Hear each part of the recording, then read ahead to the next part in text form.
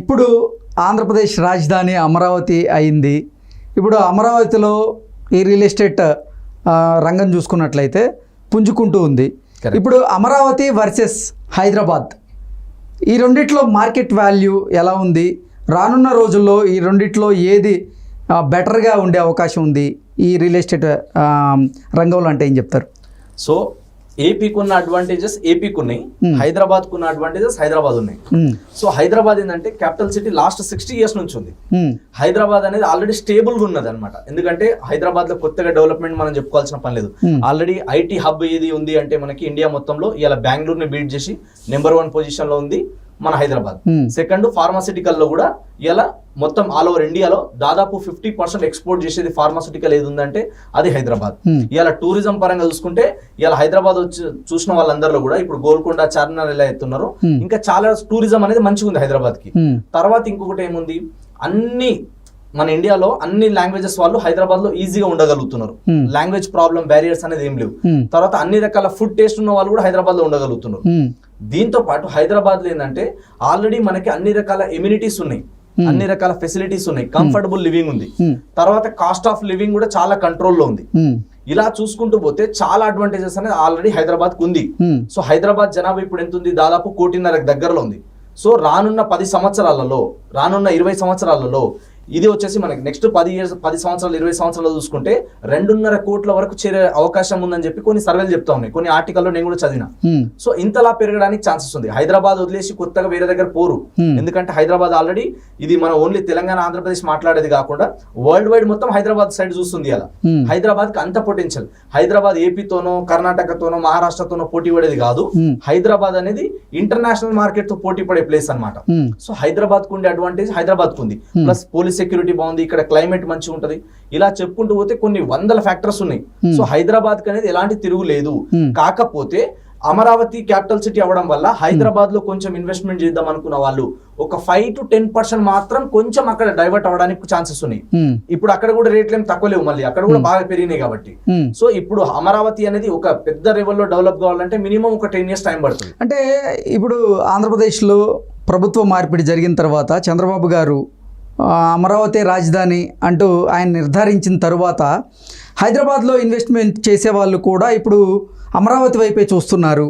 So Hyderabad మీద ఆ ప్రభావం పడేటువంటి అవకాశం అయితే ఖచ్చితంగా ఉంది అంటూ కొన్ని వార్తలు అయితే వస్తూ ఉన్నాయి. వాటి మీద మీ అభిప్రాయం ఏంటి? ఖచ్చితంగా ఎఫెక్ట్ అంటే 5-10% ఉంటుంది, ఎక్కువ ఉండదు. ఎందుకంటే హైదరాబాద్ అనేది ఆల్రెడీ డెవలప్డ్ కాబట్టి. హైదరాబాద్ లో ఇప్పుడు ఎయిర్పోర్ట్ ఉంది, మనకి అన్ని రకాల ఫెసిలిటీస్ ఉన్నాయి.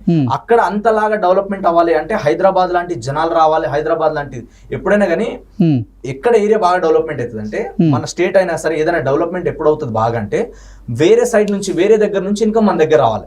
ఇన్కమ్ ఎప్పుడైతే ఇక్కడ మనకు పెరుగుతూ పోతుందో అప్పుడే గ్రోత్ అవుతుంది స్టేట్ అయినా ఏదైనా మన కంట్రీ అయినా కూడా. సో అలాగా ఇప్పుడు అమరావతి ఇప్పుడు ఎమర్జింగ్ సిటీ అనమాట, ఎమర్జింగ్ మార్కెట్ లో ఉంది. హైదరాబాద్ అనేది ఆల్రెడీ డెవలప్డ్ లో ఉంది. సో ఇప్పుడు ఇంకోటి తెలంగాణ గవర్నమెంట్ ఏమంటున్నారు, సీఎం రేవంత్ రెడ్డి గారు హైదరాబాద్ చుట్టుపక్కల ఇప్పుడు ఏదైతే ఔటర్ రింగ్ రోడ్ దాటిన తర్వాత రీజనల్ రింగ్ రోడ్ వరకు సిటీ అంతా ఎక్స్పాండ్ చేయడం, HMDA లిమిట్స్ పెంచడం. దీంతో పాటు ఇప్పుడు నెక్స్ట్ మనకి August 1 నుంచి మార్కెట్ వాల్యూస్ అనేది 20% నుంచి 40% వరకు మార్కెట్ వాల్యూస్ పెంచబోతున్నారు. ఎందుకు పెంచబోతున్నారు అంటే ఇక్కడ ఉన్న అడ్వాంటేజెస్ అవి ఉన్నాయి. ఇక్కడ ఉన్న వాళ్ళందరూ ఇక్కడ నుంచి వెళ్ళిపోరు కదా, పోతే 5-10% పోతారేమో పెద్ద పెద్ద ఇన్వెస్టర్స్. ఇంకోటి ఏంటంటే హైదరాబాద్ ఆల్రెడీ సేఫ్టీ ఉంది, ఇందాక కూడా మీకు చెప్పిన ఆల్రెడీ. అక్కడ స్టేబుల్ గా 10 సంవత్సరాలు ఒక గవర్నమెంట్ ఉంటేనే పెద్ద డెవలప్మెంట్స్ కి ఎక్కువ ఛాన్సెస్ ఉంటాయి. మళ్ళీ గవర్నమెంట్ మారింది అనుకోండి, మళ్ళీ డెవలప్మెంట్స్ కి ఎక్కువ స్కోప్ ఉండదు.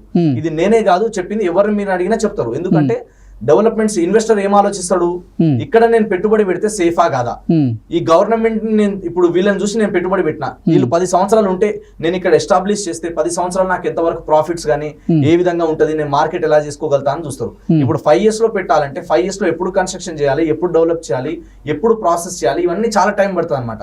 సో పెద్ద పెద్ద ఇన్వెస్టర్స్, పెద్ద పెద్ద ఎంటర్ప్రినర్స్, పెద్ద పెద్ద బిజినెస్ టైకూన్స్ ఏం చూస్తారంటే స్టేబుల్ గా ఉంది గవర్నమెంట్, అక్కడ మనకి ఇప్పుడు ఇన్వెస్ట్మెంట్ చేస్తే నెక్స్ట్ 10 years ఎలాంటి డోకా లేదని ధైర్యం వచ్చిన తర్వాతనే ఎవరైనా సరే ఇన్వెస్ట్మెంట్ చేస్తారనమాట. ఎందుకంటే ఏదో 10 రూపాయలు 20 రూపాయలు కాదు కదా, 1000 కోట్ల ఇన్వెస్ట్మెంట్ చేసేటప్పుడు అది మళ్ళీ మనకి రిటర్న్ డబ్బులు సంపాదించే విధంగా ఉండాలి, మళ్ళీ అక్కడ నుంచి డబ్బులు పుట్టే విధంగా ఉండాలి అని చూసుకున్న తర్వాతనే పెడతారు. కాబట్టి అమరావతిలో గ్రోత్ ఖచ్చితంగా ఉంటది, కానీ హైదరాబాద్ ని బీట్ చేసేంత, హైదరాబాద్ ని తలదన్నేంత అయితే ఖచ్చితంగా ఉండదు. అలా అవ్వాలంటే టైం పడుతుంది, చాలా టైం పడుతుంది. ఎంత టైం పట్టే అవకాశం ఉంది? ఇప్పుడు హైదరాబాద్ డెవలప్ అవడానికి దాదాపు 20 నుంచి 30 ఏళ్ళు పట్టింది, అంత టైం పట్టొచ్చు. ఇంకోటి ఏంటంటే అక్కడ క్లైమేట్ కి ఇక్కడ క్లైమేట్ కి కొంచెం డిఫరెన్స్ కూడా ఉంది కాబట్టి హైదరాబాద్ అనేది హైదరాబాదే ఉంటది.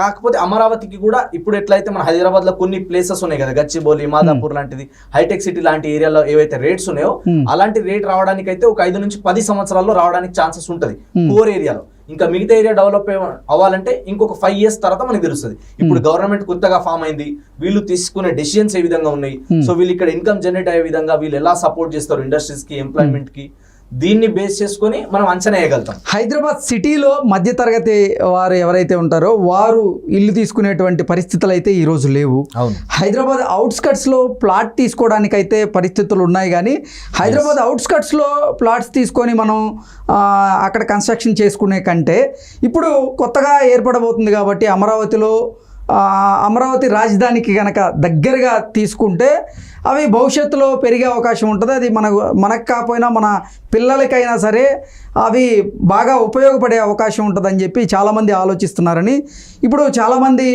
అమరావతిలో ఇన్వెస్ట్ చేసేందుకే సిద్ధంగా ఉన్నారు హైదరాబాద్ కంటే అంటూ కొన్ని వార్తలు వస్తున్నాయి. దాని మీద ఏమంటారు? ఒకటి, మనం ఇక్కడ ప్రైస్ కంపారిజన్ కూడా చేయాలి.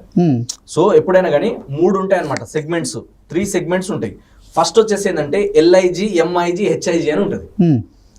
LIG అంటే ఏంది? లో ఇన్వెస్ట్మెంట్ గ్రూప్. MIG అంటే మిడిల్ ఇన్వెస్ట్మెంట్ అనమాట, వాళ్ళు కొంచెం అమౌంట్ ఇన్వెస్ట్మెంట్ చేయగలిగారు. తర్వాత HIG అంటే ఏంది? హై ఇన్వెస్ట్మెంట్ గ్రూప్ అన్నమాట. సో మనం పెట్టే పెట్టుబడి ఎంత ఉంది అన్నది వెరీ ఇంపార్టెంట్. మన దగ్గర ఎక్కువ స్తోమత ఉంది, మనం ఎక్కువ ఎఫర్ట్ చేయగలుగుతాం అన్నప్పుడు, నేను అక్కడే పుట్టి పెరిగినా లేదా మా ఏపీలో నాకంటూ కొందరు ఏంటంటే కొన్ని ప్లేసెస్ తో అటాచ్మెంట్ అయి ఉంటుంది జనాలకు. కొంతమందికి నేను నా ఏరియాలోనే ఉంటది కదా, మా స్టేట్ లోనే ఉంటది కదా, మా ప్లేస్ లోనే ఉంటది కదా అని కొందరు ఆలోచిస్తారు. కానీ ఎప్పుడైనా సరే కానీ బిజినెస్ మ్యాన్, ఒక ఇన్వెస్టర్ ఎలా ఆలోచిస్తారంటే నేను ఎంత దూరం పోతున్నా, నేను ఎక్కడ ఇన్వెస్ట్మెంట్ చేస్తున్నా అన్నది మ్యాటర్ పెట్టుకోడు. ఆయన ఏం చూస్తాడు?